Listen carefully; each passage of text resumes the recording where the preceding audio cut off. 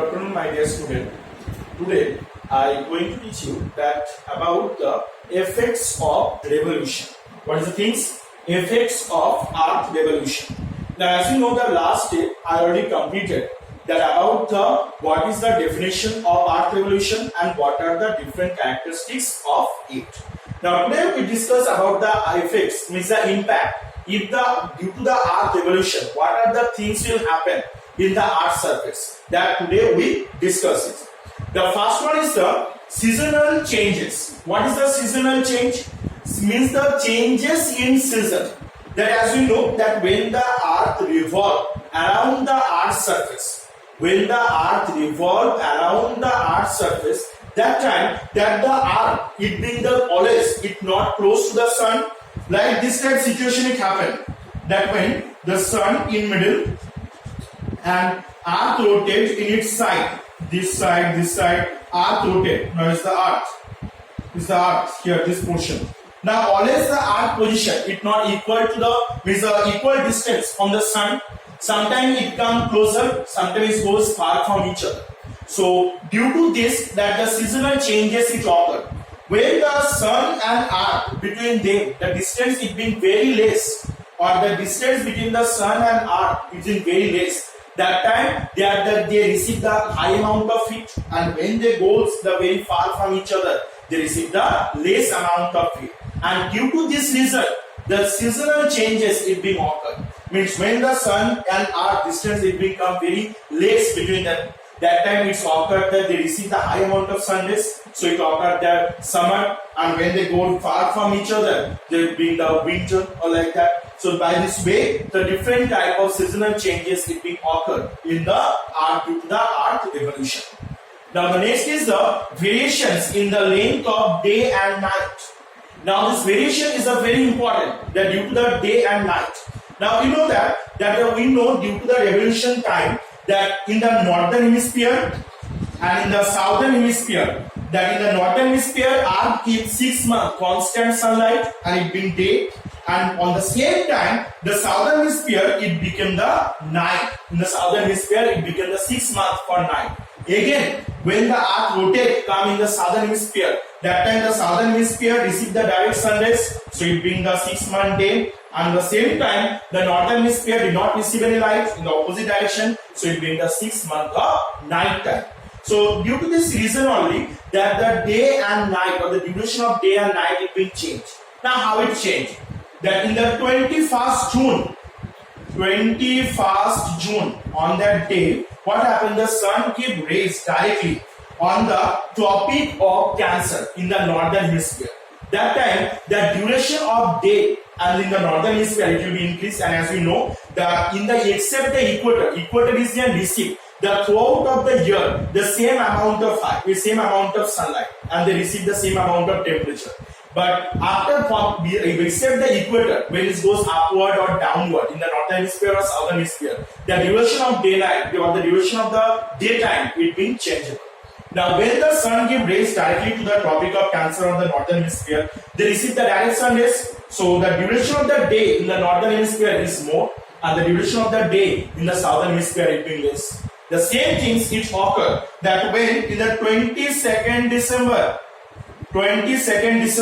that on that time sun gives rays directly to the Tropic of Capricorn or in the southern hemisphere. On that time that the southern hemisphere the duration of the day is more than the northern hemisphere, and the night duration is being less. So by for that reason only, the duration of the day and night it being changed, it's occurred that due to the revolution of the Earth. If the Earth revolution did not happen, then all over the world they receive the 12-hour day and 12-hour night. And only the 2 days in a year. You know what are the 2 days? That the 21st March and 23rd September. These 2 days that the Earth, this equator region, they receive the direct sunlight, and these 2 days only day and night duration it being equal in all over the world. But the other time that the duration either in the northern hemisphere is more, the daytime duration, either in the southern hemisphere is more. That is happened. So variation the length of day and night will be changeable due to the Earth revolution. Now the next is the perihelion and aphelion. Now what is the perihelion? Here you see that sometimes the distance between the earth and sun sometimes very closer. So when the distance between the sun and earth very close from each other, that time the distance is almost 147 million kilometer. This distance when they very less, that time there is occur generally in the 3rd January. It's occur in the 3rd January. This situation is known as the perihelion. It's occur in the 3rd January. This situation is known as the perihelion. And when the distance between the sun and earth is more, that is a 152 million kilometer. These are the distance when the sun and earth is being more. That is known as the aphelion. So this one is the perihelion. So one thing you have to remember, when the distance between sun and earth it being very less, that time it's known as the perihelion, that is occur in the 3rd January. And when the distance between sun and earth is more, that time it's known as the aphelion, that is occur on the 4th July. You remember these things? So these are the things that the effects, and also one more, the creation of heat zones.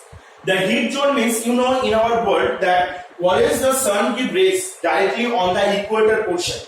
Except the equator portion, throughout of the year they receive the direct sun rays. So here the temperature is always very high. So it forms another type of climate. And except the equator, the other portion of the earth's surface in the northern hemisphere or southern hemisphere, they receive the slanting sun rays. So here the climate condition will be totally different than the equator. So for that reason only, that these are the 3 climate, our world is divided into the 3 climatic zones. The first one is the equator region, from the equator to Tropic of Cancer in the northern hemisphere, and equator to Tropic of Capricorn in the southern hemisphere. This region is from the torrid zone, and from the Tropic of Cancer to Arctic Circle in the northern hemisphere, and Tropic of Capricorn to Antarctic Circle in the southern hemisphere. This region is from the temperate zone, and from the Arctic Circle to North Pole in the northern hemisphere, and Antarctic Circle to South Pole in the southern hemisphere. This region is from the frigid zone. By this way, the 3 different climatic zones is formed due to this seasonal or due to this earth revolution. So what are the impacts or the effects of earth revolution? The first is the seasonal changes. It happened due to this. Second is the variation in the length of day and night, because for the 6 month day, 6 month constantly sun be based in the northern hemisphere, 6 month constantly in the southern hemisphere. So the duration between the day and night it will variable due to this variation for the day and nights, or due to it's happened due to the earth revolution. And the third is the perihelion and aphelion. Then what is the perihelion? That when the distance between sun and earth is been very less, it 147 million kilometer. This moment or this time is known as the perihelion, and that's happened in the 3rd January. That is happened in the 3rd January. And aphelion means when the distance between sun and earth is more, or the more distance, that time is called the aphelion, and that is the length of the duration length between the sun and earth is a 152 million kilometer, and it's happened in the 4th July. So these 2 things, and the creation of heat zones, that due to the when the sun rays always they give in the directly to the equator, and except the equator, the other portion of the world they receive the slanting sun rays. That's why it divide the world into the different climatic zone. Like the 3 main climatic zone, it divide the world. The first one is the torrid zone, second is the temperate zone, and third is the frigid zone.